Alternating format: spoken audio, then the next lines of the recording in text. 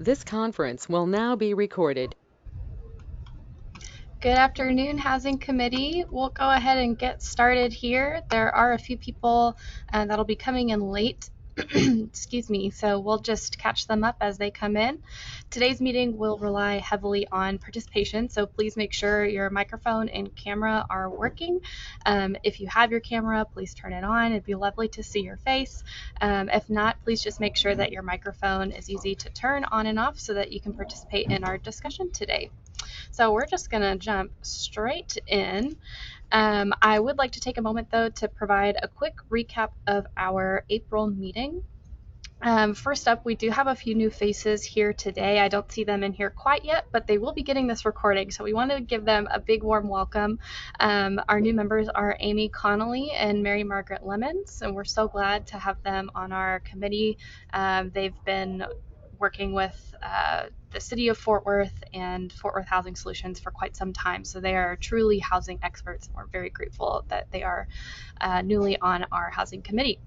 As always, please feel free to forward our Housing Committee calendar invite to anyone who may be interested in collaborating with us, and that includes community members. You know, their voice honestly is most important, so anybody who you know who's really active in their community, especially around housing, please invite them to these meetings. We'd love to hear their input. We also, in our first meeting, had talked about the purpose of the Housing Committee, and that is to develop and promote housing equity in Tarrant County through policy recommendation and implementation of an equity plan. We covered a lot of history. So the U.S. has a long history of discriminatory legislature. These federal policies have had a lasting impact on housing accessibility and affordability, generational wealth, employment and education, and several other indicators of success. Legislature like the National Housing Act of 1934 encouraged housing discrimination, and federal practices like residential security mapping and exclusionary zoning perpetuated that explicit racial discrimination. As a result of these federal policies, gentrification, redlining, and homeownership gaps still plague the neighborhoods and people groups of yesterday, today, and tomorrow.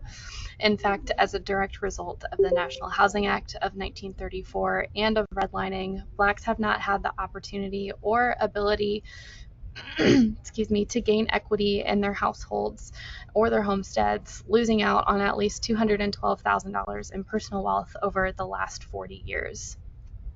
While there have been many significant advancements in non-discriminatory housing legislature, like the Fair Housing Act of 1968 that prohibited discrimination based on race, color, origin, and more, the Brooke Amendment of 1969 that capped public housing tenant rent at 25% was later increased to 30% of the total household income, and the Community Reinvestment Act of 1977 that established that regulatory assessment process for financial institutions.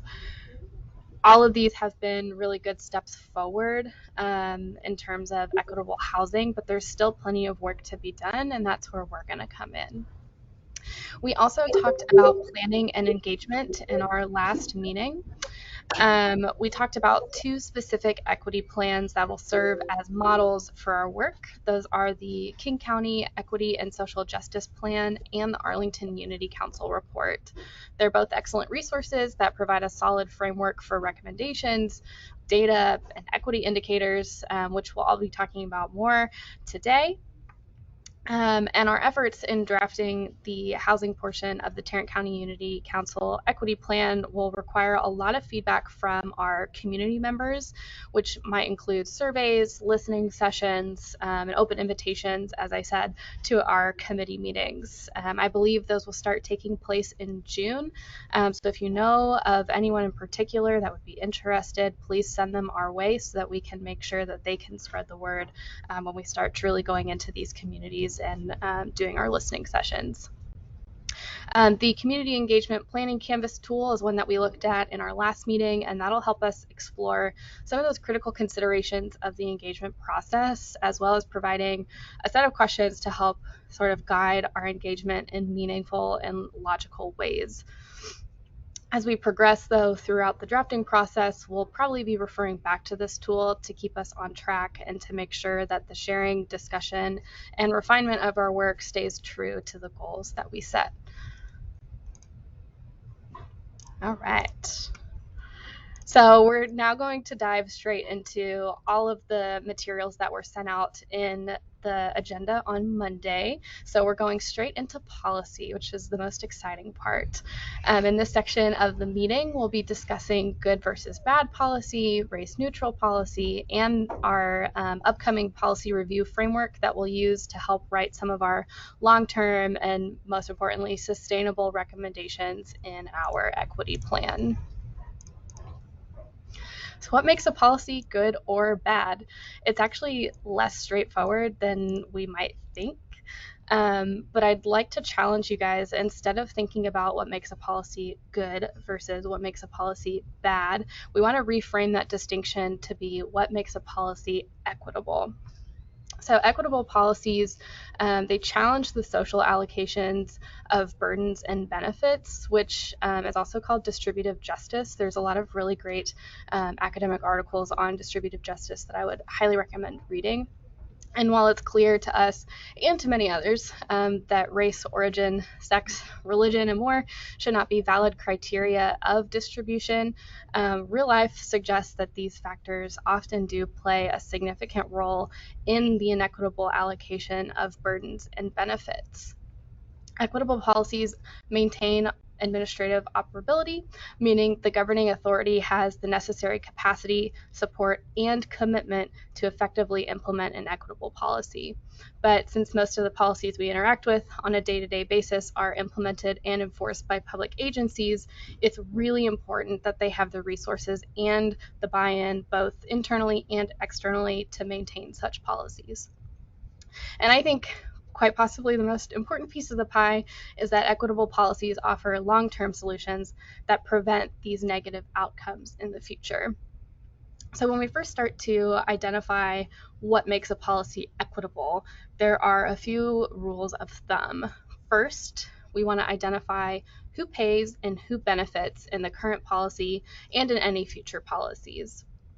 Next, we want to identify the burdens and the benefits for all groups, including the enforcing agency, and we want to determine how the burdens and benefits will shift with any upcoming policy changes. So let's take a quick look at a policy through an equity lens. This is the North-Northeast Preference Policy from the City of Portland, Oregon. Please go ahead and take a quick moment to read through the policy. It's just basically a snippet of how this policy is operated straight off of their website.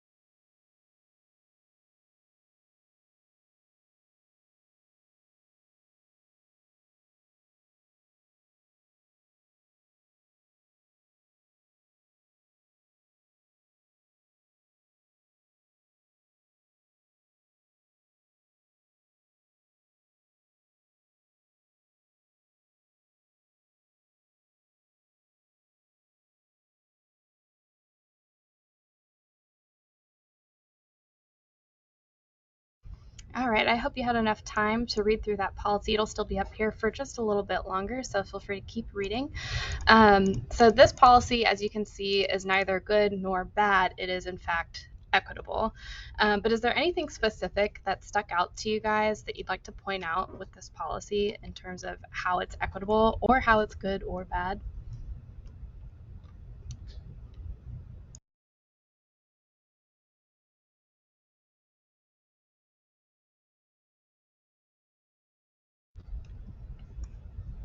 So this preference policy reallocates, as you can see, those social burdens and benefits for people who are experiencing or have experienced that displacement in North and Northeast Portland. This policy is a really great example to keep in mind as we start to develop our own recommendations and policies. You can see exactly how it's written and how it prioritizes the people groups who need the relocation the most and the preference the most. So this is something that we'll continuously refer back to. And if you'd like any information additional outside of what's posted here about this preference policy, please let me know and I'd be happy to direct you to the City of Portland's website.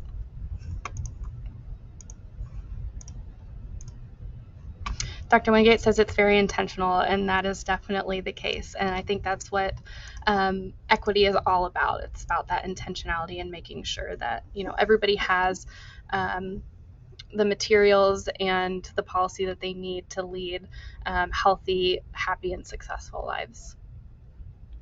Okay, so we're moving on to some race-neutral policy. It's a very important aspect of policy evaluation that we need to keep at the forefront of our work.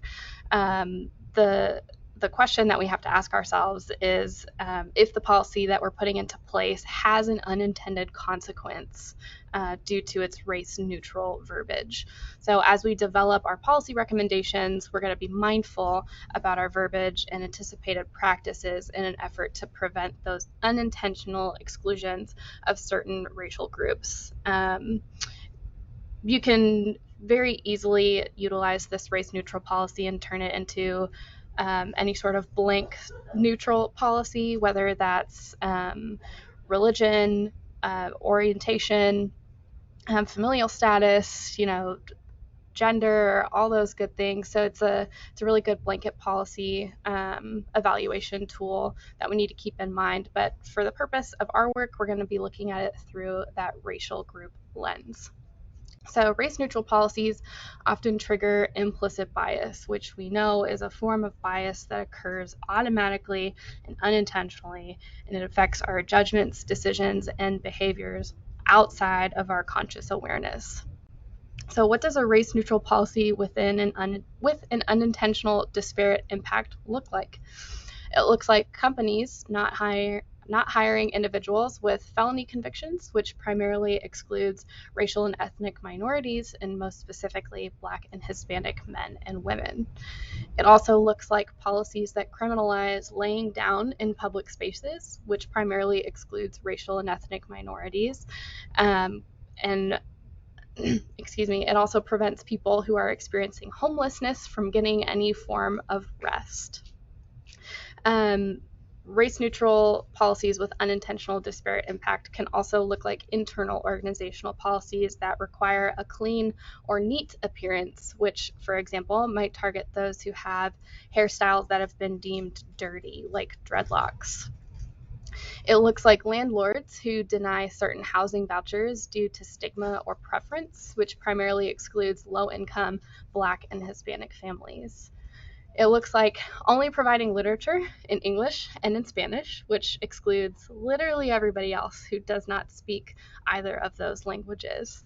And a bonus not listed on here, but I heard in a really awesome webinar yesterday, using neighborhoods as comparisons for appraisals, especially in areas that have been historically redlined. So now that we've covered how seemingly race-neutral policies have these unintended consequences, in your opinion, are there any policies or procedures either in your organization or the community that may appear race-neutral, but in reality exclude or impact specific racial groups?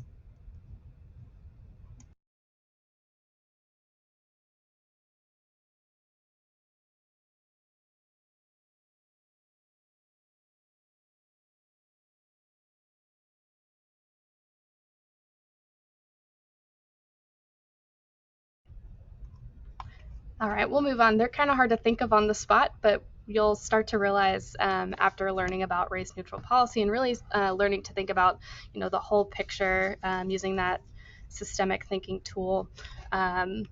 You'll be able to identify sort of where some of these race-neutral policies can, in fact, have those unintentional exclusionary outcomes.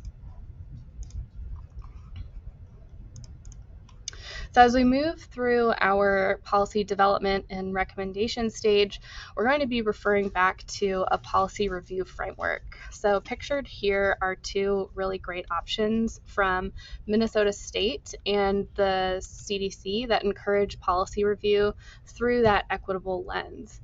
Dr. Wingate has been working diligently to build our policy review framework, which might be one specific framework or a hybrid of a few. She's still in the process of building the one that's going to be right for us, and that'll be utilized in our next meeting and pretty much all of our meetings here on out.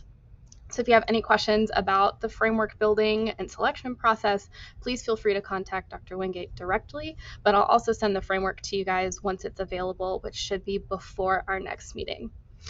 I would also like to provide a friendly reminder that for anyone or any organization who may not have the time or capacity or manpower to evaluate their internal policies, we as health equity specialists are available to assist you in any way that you may need it.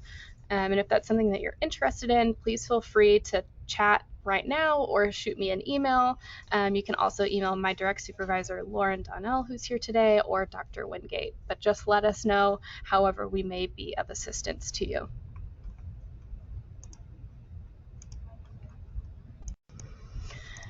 Okay, so now the section that you've all been waiting for, it's time for discussion and sharing of ideas. We'll revisit our identified gaps from that first meeting. We'll be defining our equity indicators and actually beginning to prioritize some of the policy recommendations that we've pulled from 5 different equity plans. So during our last meeting, we identified the 6 areas of housing interest pictured here, which are affordability, accessibility, redlining and gentrification has been combined into one, strategic investments, impact of developments, and homelessness. So I want you guys to take a quick look at this little figure. There are some what are these hexagons that have some question marks in them. We don't have to fill them. They're just there to get you thinking. Which equity indicators are most important to you and where are our gaps? So take a moment to look at this and I'll pose the question again.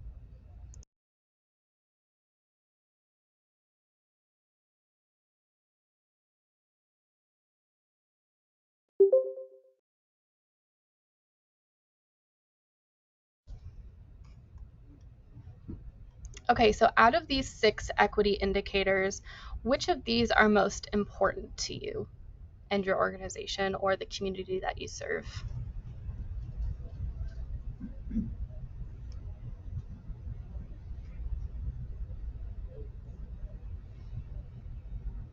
Yeah, I can go ahead and start. So my name is Shane Brooks. I'm a banker at First Financial. I primarily work on the commercial side, but I also do, we've got some groups within our organization that do consumer lending, and we also have a mortgage company. So I think just from a standpoint of, the whole idea of housing, affordability right now is huge in our world. Right now, just from like a supply and demand standpoint, there's not a lot of inventory in terms of housing, which has caused a really large increase in, just prices for homes and purchasing homes. So now, down payment assistance programs and things like that are more in place. So, and, just that affordability standpoint, that is a big, barrier for entry for a lot of people. And I also think, just from an accessibility standpoint, and I guess, with our group, we try to make sure that more people are informed on how to, navigate the home ownership process and applying for mortgages and things like that. And I think, that type of education is crucial to make sure that we're bridging the gap. So, just from my standpoint, kind of in my world, I think the affordability thing is a pretty important piece in, just the whole housing equity situation.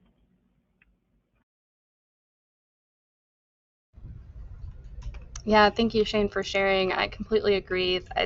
you had mentioned about barriers to entry. And I think that'll be one of the equity indicator measurements that we get to look at coming up here shortly. And I'm hoping that you have some ideas and input for how we can measure those barriers to entry, especially coming from that banking perspective. And does anybody else have any equity indicators that kind of stand out to them or that might be important for the communities that they serve?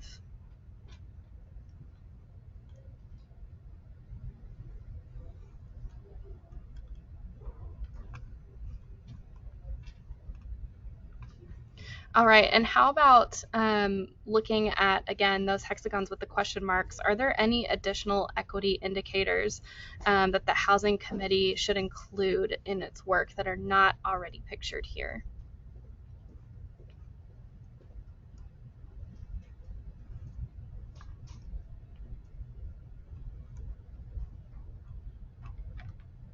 Perfect. Well, I think that means that we covered most of our bases in the last meeting. So congratulations and thank you to everybody who helped formulate these 6 different equity indicators. So these will be our 6 unless somebody wants to add an additional one down the line. So from here on out, these are our guys. We're going to stick with them and start to talk about some of those measures. So when we talk about equity indicators, I know I've been throwing around that term quite a bit in this meeting so far, but we're referring to these 6 areas of interest. So our topic is housing, and you can see in the little pyramid at the bottom right of the screen, our topic itself is housing, and then our indicators are those 6 areas of interest that we've just identified. These indicators are proxy measures for abstract concepts, and they're often difficult to define, but they can be analyzed using a variety of measures. So all of these measures that we're going to look at today, or at least the scoring guides and this little pyramid here, are from CUNY's Institute for State and Local Governments.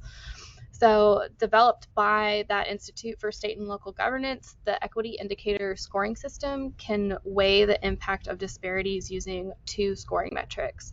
The first is that static score metric that you see here. It uses a 1 to 100 rating, where 1 represents the most inequity, which is, of course, the worst score that you could get, and 100, which represents the least inequity or the best score that you can get.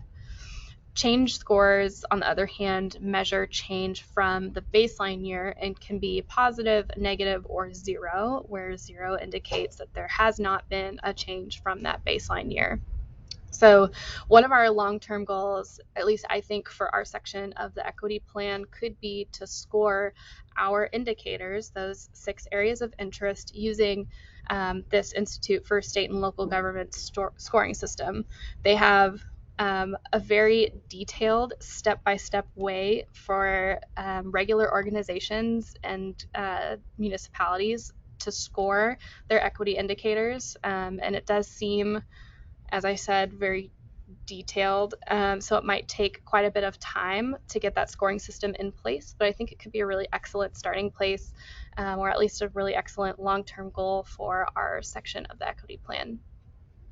So in the context of housing, we want to start figuring out how we're going to measure the impact of these equity indicators in the work that we're doing, right? So some of those measures might look like housing cost burden, how it changes, who it's impacting, eviction rates, how it changes again, who it's impacting, developmental impact fee allocation, which I know Maggie, she couldn't be here today, but that's something that is really important to her about how those developmental impact fees can be utilized.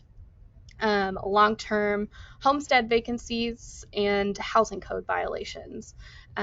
So all of these measures are ways that we can actually quantify the impact that we're going to have as we try and mitigate the negative impacts of these equity indicators.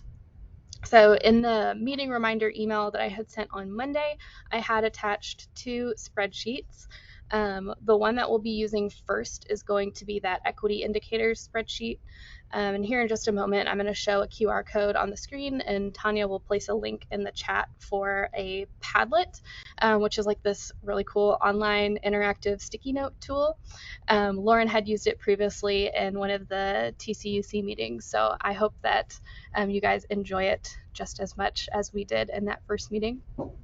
I have added some examples of equity indicator measurements in that spreadsheet, but it's time to turn it over to you guys who are the real life housing experts.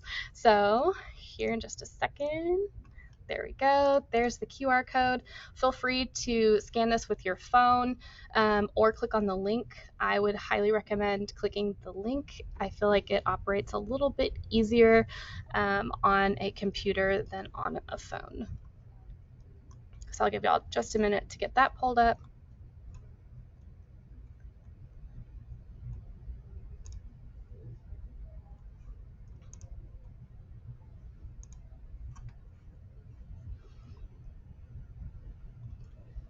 And if you're anything like me and have way too many things open on your screen at all times, pictured here so that you don't have to open it is a screen grab from that equity indicators spreadsheet.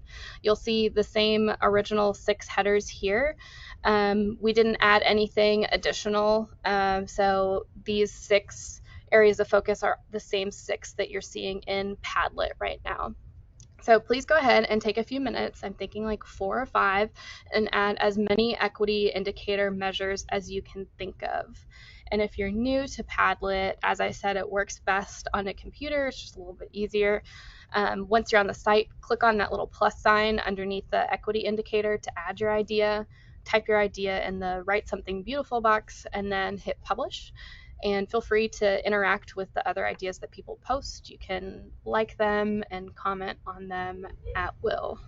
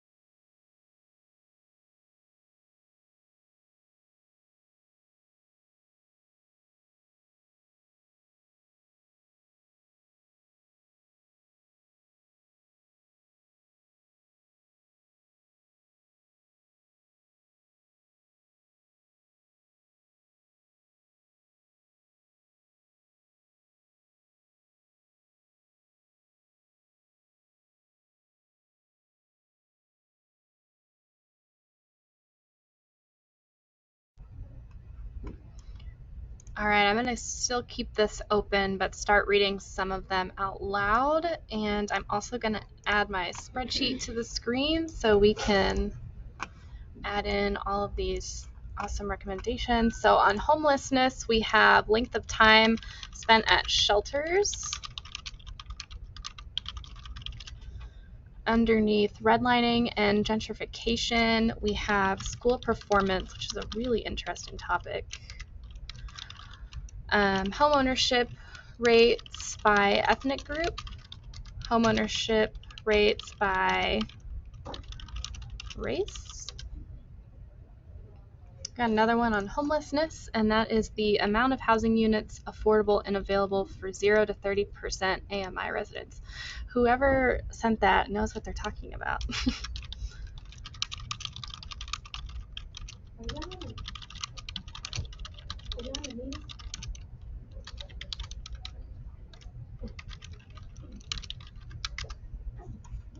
All right, moving on to the affordability category, we've got rental cost burden by race, housing cost burden,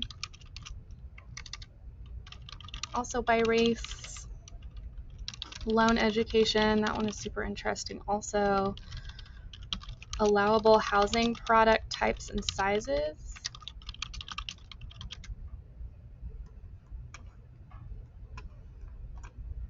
Let's see, I see a few people typing.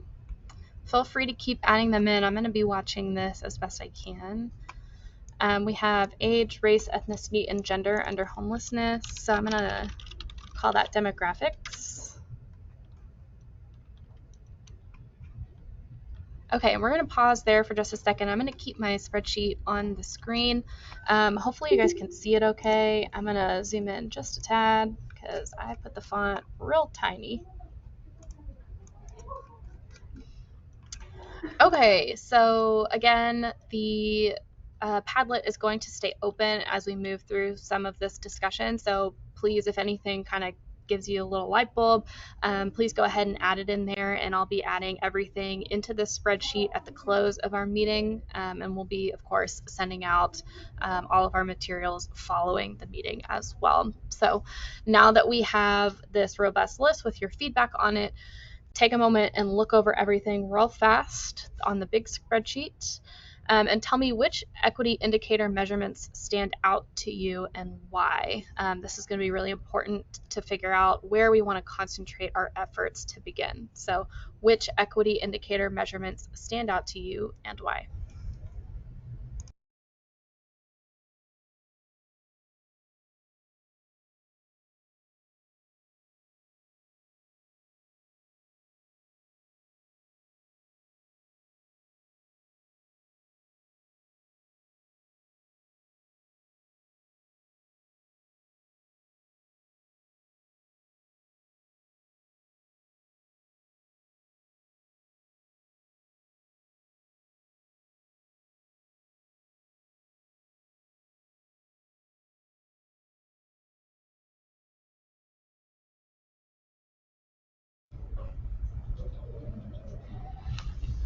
I think affordability stands out the most. I feel like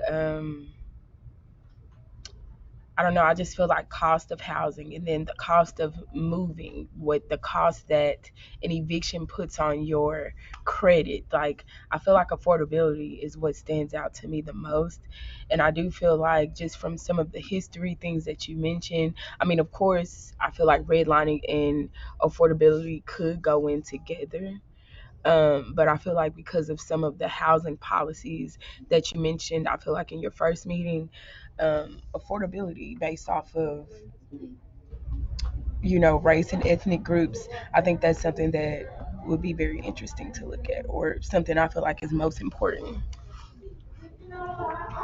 Awesome. Yeah, thank you, Tanisha. Are there any of those measurements that are in that affordability column that speak to you? Financial literacy, definitely. And I guess loan education goes with financial literacy. Um, Voucher acceptance, and then housing cost burden. Awesome, thank you. Mhm. Are there any other of these measurements that stand out to you guys? You can just shout them out, type them in the chat. You don't have to give an explanation why. That can come later or not at all, but we're just trying to prioritize which of these measurements we can actually write equitable policies for.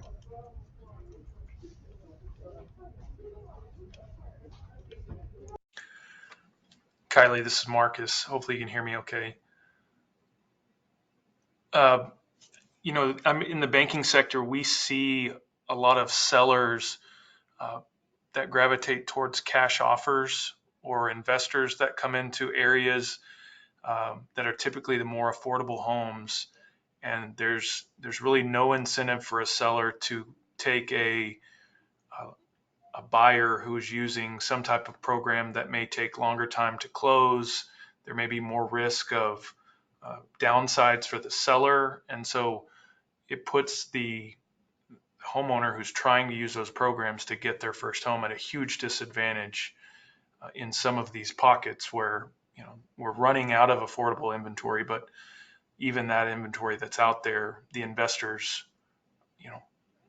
so I think to the ones you've highlighted already in affordability, I guess it reinforces those same lines.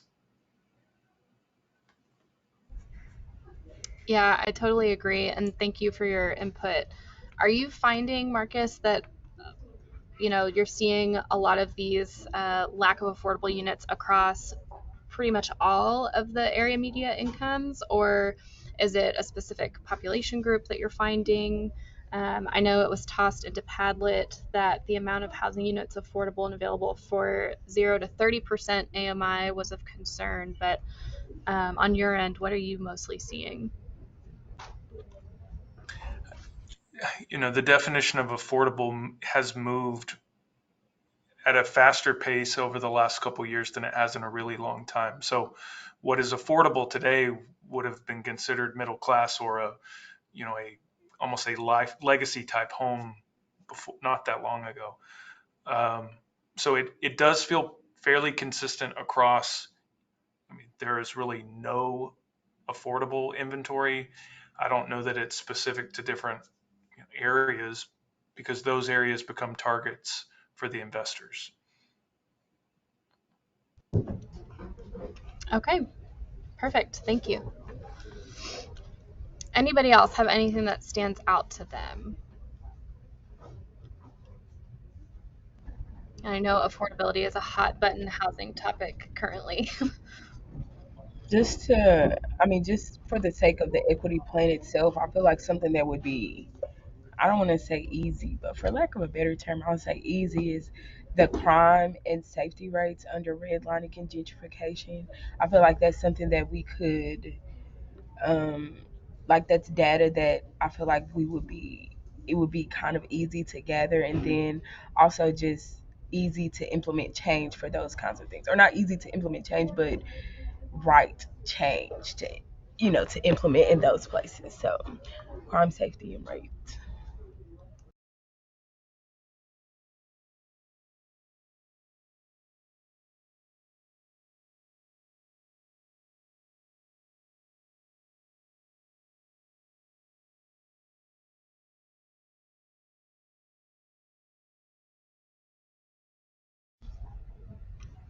Perfect. Thank you. Sorry, I had a weird notification come up and it wouldn't let me unmute myself. Yes, crime and safety rate and risk, I think, are really important. Another one that was really important to Maggie that I'm going to go ahead and highlight because she had explicitly told me about it is the RFP process. That is a request for a proposal. That RFP process is mostly about the voucher programs and what is versus what isn't accepted as builders and developers are, lobbying to build these mixed income or multifamily units. It can be as simple as changing the verbiage from like we accept, or you must accept housing vouchers, to you must accept all housing vouchers, so that there's no opportunity for discrimination based on where you're receiving your housing vouchers from, whether it's private or public. Anything else stand out to you guys? I know it's a lot.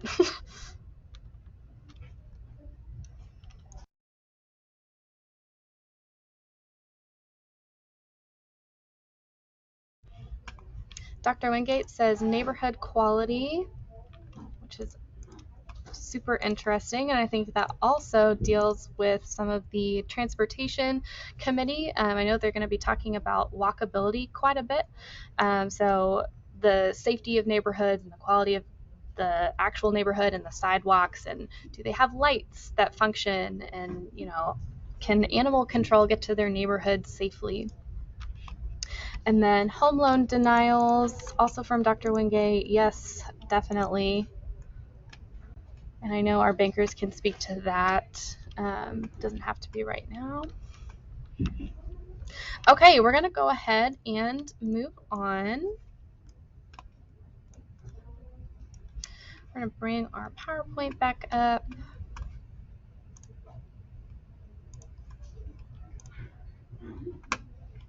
Okay, and then the only other thing to consider based on that equity indicator spreadsheet is about short-term, medium-term, and long-term goals, which we're going to be talking about those a little bit more in the next meeting, mostly because we still have quite a bit to cover before we're done here today. So next up, we're going to talk about the external equity plan recommendations. This is that second spreadsheet that was attached to my email on Monday. So what I've done is gone through these 5 different housing recommendations from, 5 different equity plans and all of their housing recommendations.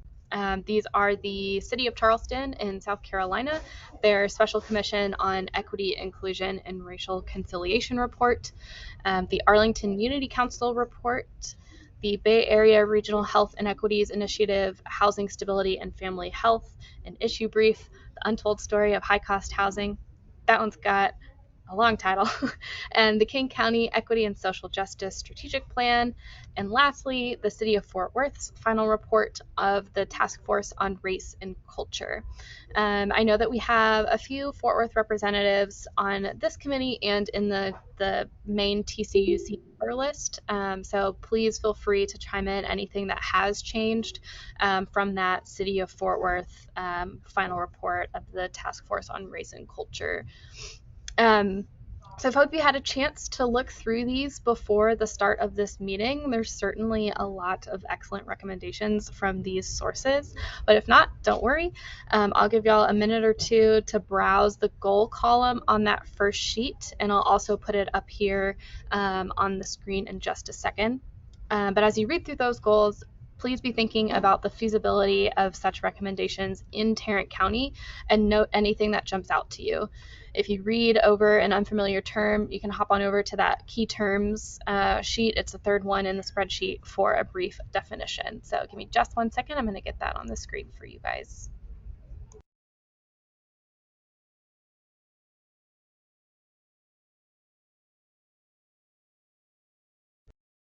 And I'll scroll down here in about 1 to 2 minutes.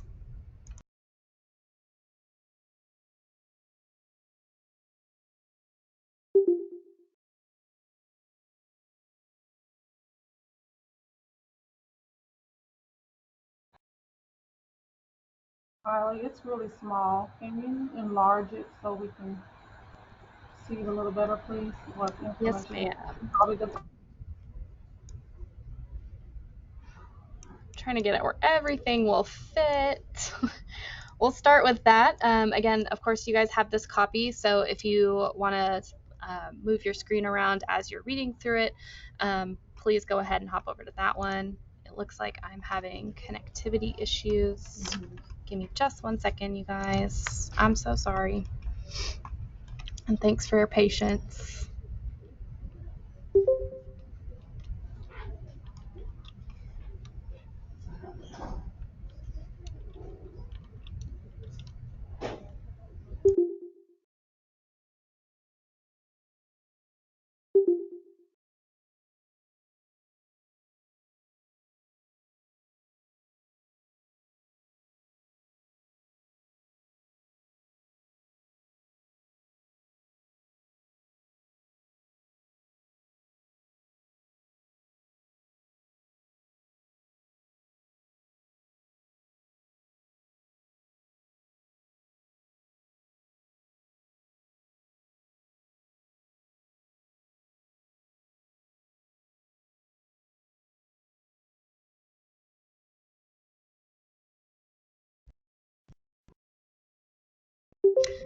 Can y'all hear me right now? Okay, I'm really sorry. I'm having some connectivity issues through GoTo, so I'm going to do the rest of the meeting without my camera on because that also is not working, and neither is my screen share. So you guys already have these documents, so please go ahead and let me know from that goal column if anything in particular stands out to you as something that we can do in Tarrant County. And suddenly it looks like my screen share is back up, so that's good news.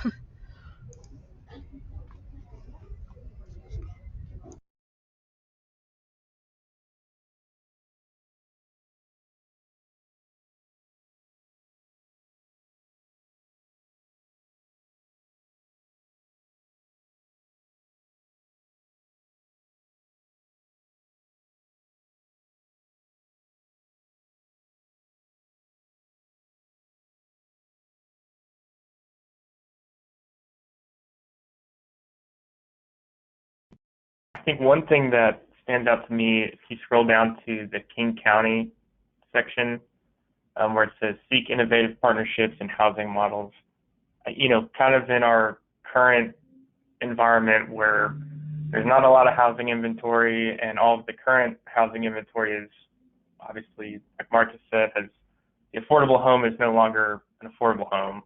I think that kind of plays into, or at least some of those line items to the side of it really kind of play into at least what we're experiencing now with the current market and the current just need for housing. So housing models, it talks a little bit about incentivizing, producing some type of product that is more affordable, is located in a better situation rather than, what some affordable housing situations are like. And so I think that one kind of stands out to me. Awesome. Thank you for your input. I think those are really interesting components that we can add to, honestly, I think short, medium, and long-term goals. And I know that Maggie with Tarrant County has expressed interest in these innovative partnerships as well. So it'll be really cool to work with you guys to get some of those up and running. Does anything else stand out to y'all before we start to close out?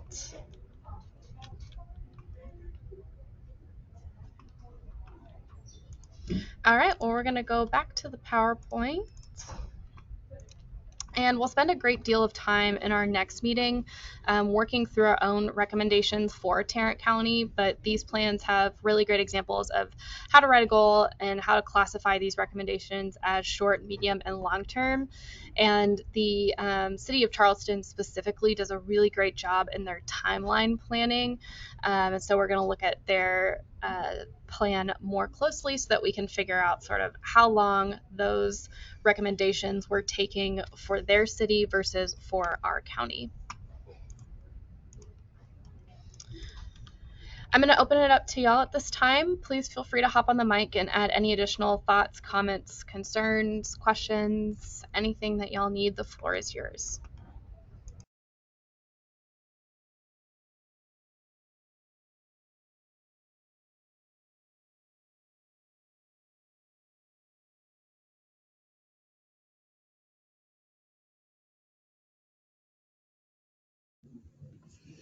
Hi, this is Donna with Housing Channel.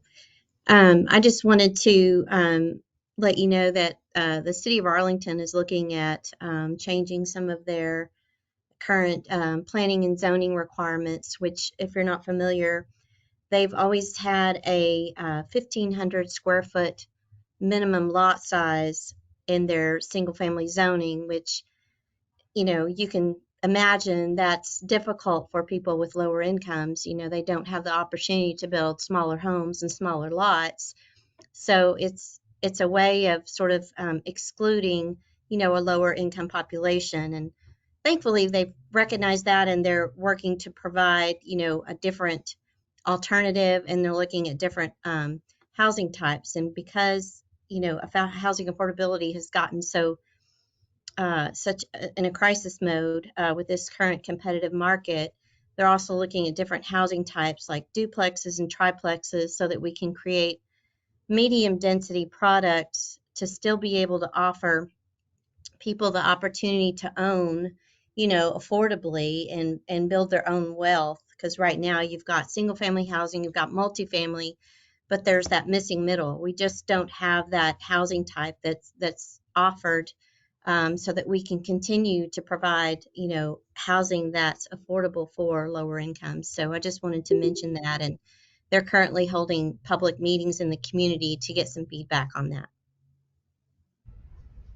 That is really neat, and I had no clue that that was going on. So thank you for sharing.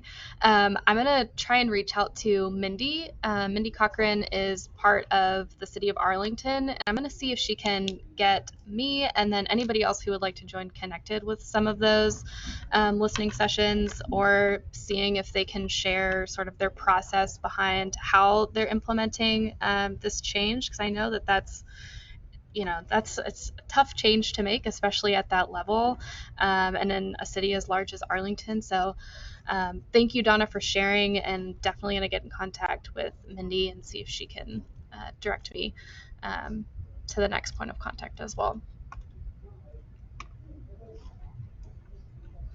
Anybody else have anything to add before we close out today?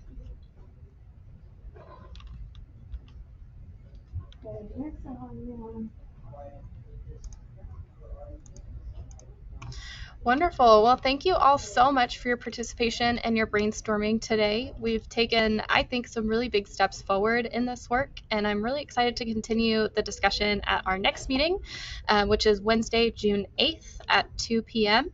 Again, thanks for coming, and y'all have a wonderful afternoon, and be on the lookout for an email with all of these resources earlier next week.